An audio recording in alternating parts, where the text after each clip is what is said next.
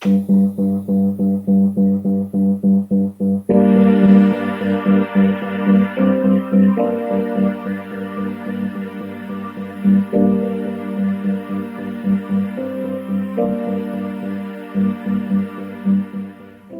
Keren Weiner. I've been a genealogist in the Berkshires for the past 19 years. My work includes research for individuals and families.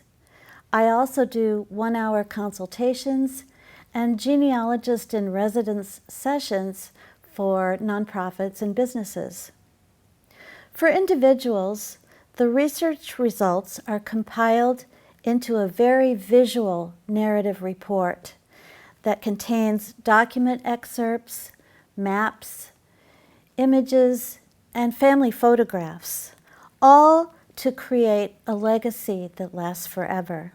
I'll show you a sample of a report just off. Let's see if you can see this. It's a combination of text, story, document samples, photographs, images of places where people used to live, and other documentation that helps tell the story for the family. And it gives you a chance to break away from the text a little bit, so the documentation isn't just all academic, but it forms the basis of the story. Now, all the documents discovered and the research narrative are scanned and e-savable. And last but not least, there's a family tree software package that goes with the report and the documentation. And that's a software package that the family members can add to after the project is finished. And then there's the presentation. And that's when I present the research to the family, answer any questions that they have, and facilitate a kind of goosebump experience that invariably accompanies walking in the footsteps of their ancestors. Now, in the process of the research, we want to uncover more than just the information that's on the boxes of the tree. This means we have to take a deeper dive into the research to bring our ancestors to life and to walk a mile in their shoes. But how do we go deeper? Well, we mine the internet resources, of course, but we also go offline and go out on foot, because there's an uncountable number of documents, articles, and photos in historical societies, in libraries, genealogical societies, local museums, university collections, and other places that give us background information on our ancestors that we would never get if we just stayed on the popular websites. There are also documents in state and local government agencies that we can't do without. So what draws people to this journey? Well, sometimes it's because they're curious about one person in the family or curious about a family line. Sometimes they're curious about a piece of oral history, a story that came down into the family. And other people come to do this work because there were no stories that came down. There's something deeply rewarding in it, no matter where your family was from or who the descendants became. There's the saga of obstacle and triumph, of loss and gain, and struggle and survival. And when you see that in your family, and every family has that, it's very moving. And that's how the time travel aspect comes into it. For others, it's a practical matter. Maybe they're looking for an heir, or it's to do with a probate matter, or someone is seeking to obtain dual citizenship, or they're making a film or writing a book. Sometimes they do genealogy just because they want to give it for a gift. And I've done work for all of those categories as well. So what's the most common question, or one of the most common questions that clients bring to me? Well, one of them is, where did I come from? And not just the country, but the city and the town. So to find out, we use a combination of genealogical resources on the web, and we also go offline to find birthplace, the exact city and town. And we'll do some genealogy ourselves, and we'll start with an 1889 marriage record. This is in the US, and I'm going to use the arrow at the bottom of the slide to show you that place of birth is listed on this marriage record, and it says Kroatischen Prussia. Well, we now know that Prussia was divided up, and there are several countries that absorbed what used to be Prussia. This Kroatischen is a small town in west central Poland today. So a marriage record could tell us a birthplace. Another item that we can find birthplaces with is to do with obituaries. And these are a second choice for us because newspaper articles sometimes don't have the exact information, or they don't have the information written in an exact way for one reason or another. So we gathered supporting documents to make sure that we have the correct birthplace. With this one, we see that the individual was born in Étaubon, and if you look at the arrow, you can see it pointing right to the birthplace. Étaubon is a small town in eastern France, and we were able to confirm that is the correct town with succeeding documents. Let's look at another obituary. This one is from Lake Charles, Louisiana. It's a 1907 obituary, and it gives us some really valuable information. The man was 63 years old when he died. He was born in Altdorf, Baden, Germany, and he came to this country when he was 16 years old. Now that means not only do we have his birthplace, but we have an approximate year of birth, and we have an approximate year to look for a ship record for his immigration into this country. And we actually did find the ship record for his entry in 1860. Speaking of ship records, we have a 1904 New York passenger list, and the handwriting on this one is pretty decipherable. On some ship records, not so much. We're going to zoom in on part of the ship record and take a closer look. In the left-hand column, you can see names, and then you see, as you move to the right, a column with the age of the immigrant, then the gender, the marital status, the occupation, whether or not they can read and write, country of origin as you're moving across to the right, and then you have language, and finally a list of towns, second from the right. Let's take a closer look at that list of towns.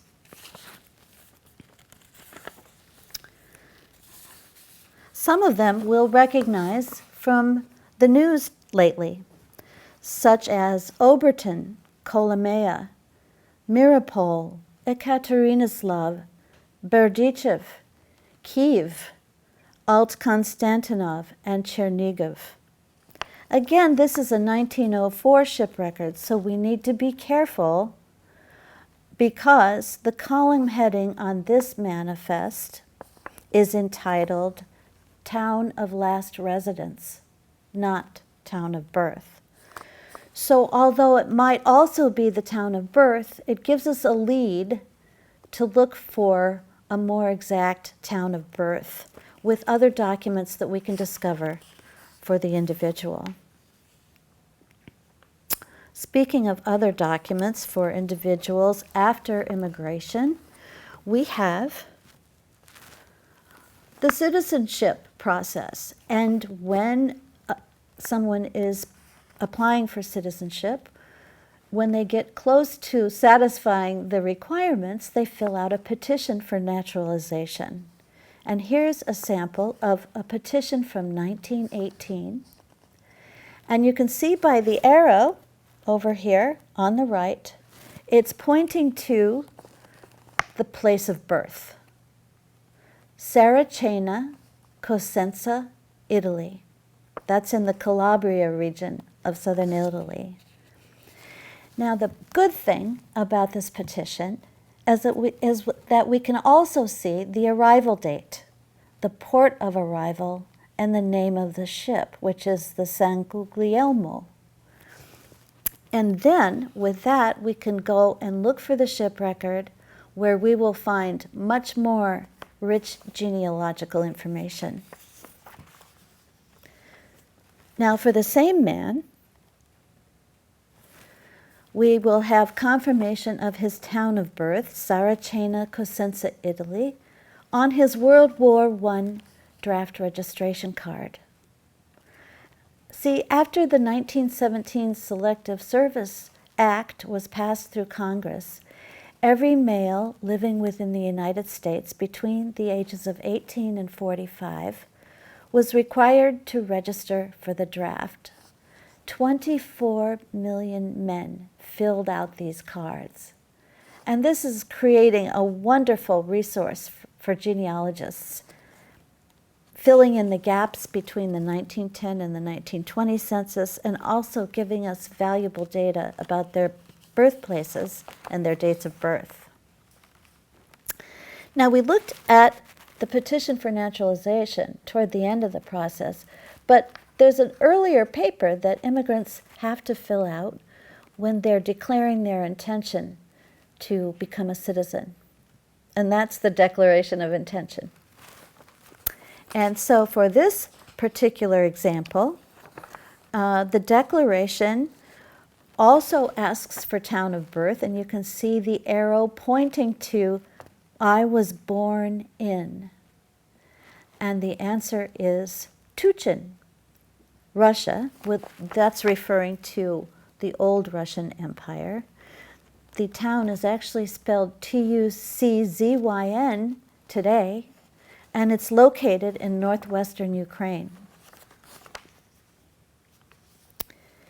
We saw a draft registration that showed us the town of birth. We also have a draft registration for World War II. This registration card was not intended to be used for military service, but to provide a complete inventory of resources and skills so that the U.S. could assess its manpower and industrial capacity for national service in case it was needed. And on this particular card, we see that the individual came from Bar, or Barry, England. We did some additional research, and we found out that this town is actually called Barrow-in-Furness, or Inverness, and it lies about 100 miles north of Liverpool. We also found that there are still members of this family living in Barrow-in-Furness today. Another place that one might find place of birth is in a military pension file. For the Civil War, one either gets these files from the National Archives and Records Administration if it's a Union soldier, or from the state archives in a particular state if it's for a Confederate soldier.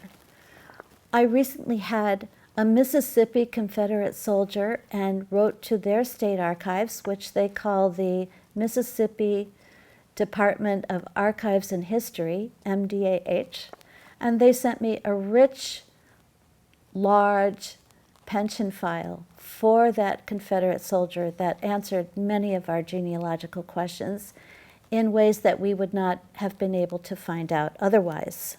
This particular excerpt, however, is from a Civil War pension file for a Union soldier, which we obtained from the National Archives. And if you follow the arrow there, it states that he was born in the parish of Bocherbui, a village in northwest County Cork. When we're researching common names, especially in a city the size of New York City, and when the family came in the 1800s and there's fewer documents with details on them, it can be a truly daunting task to find out place of birth. For the surname Daly, that is exactly the position we were in. We did all the documentation collection we could find. We identified peripheral branches and researched those. And while we had fascinating information for the family history, we still didn't have place of birth. Until we got cemetery photos. And this is from the Daly section of the cemetery. This stone was erected by Nicholas Daly, a stonemason. And you can see here on the stone the beautiful inscription that says, erected by Nicholas Daly in memory of his beloved wife, Hannah Kelly, which also gives us her maiden name, born in Barrow-Salech, Tipperary. And then there's additional information, and then we have Nicholas Daly's place of birth, Ballahale, Kilkenny. And so, you know what I'm about to say. In genealogy research, we don't want to leave any stone unturned.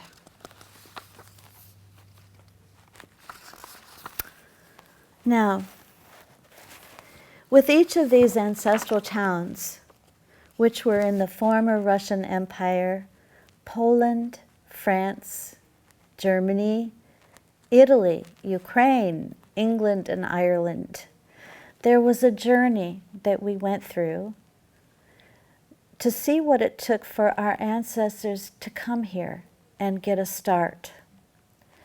The stories we found along the way are unique and very special.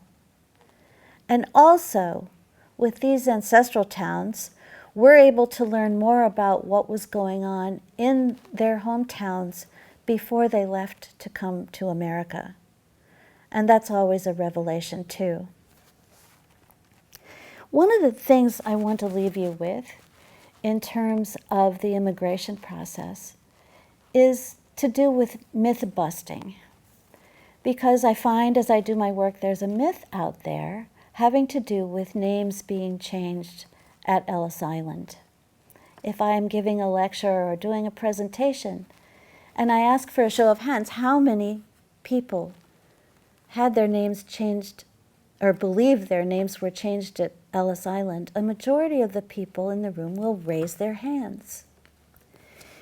Well, what we've discovered, and this has been confirmed by members of the United States Citizenship and Immigration System, and also our National Archives, is that there were no names changed by Ellis Island clerks. In fact, the manifests that were used at Ellis Island were completed at the ports of departure, not the port of arrival. Most of the Ellis Island clerks were multilingual. Sometimes they had between 3 and 6 languages between them, and so they would have no need to wonder what an immigrant was saying to them and to make guesses about what they were being told. And there also has never been a manifest that's been shown to have the surname crossed out and a new one put on. Rather, immigrants could change their names before they departed. They could change their names when they got off the boat, because they felt, for whatever reason, they wanted to do that. And later, they could change their names legally during the petition for naturalization process. So, in conclusion, we do this research to see what it means to us. What threads can we pull through the generations that inform our lives today? And in looking at this with historical context, we're even more inspired and can honor their lives and all their struggles and triumphs in a very personal way. And that's why you see the tagline here that says, Family History Research Projects for you and for them. Thank you.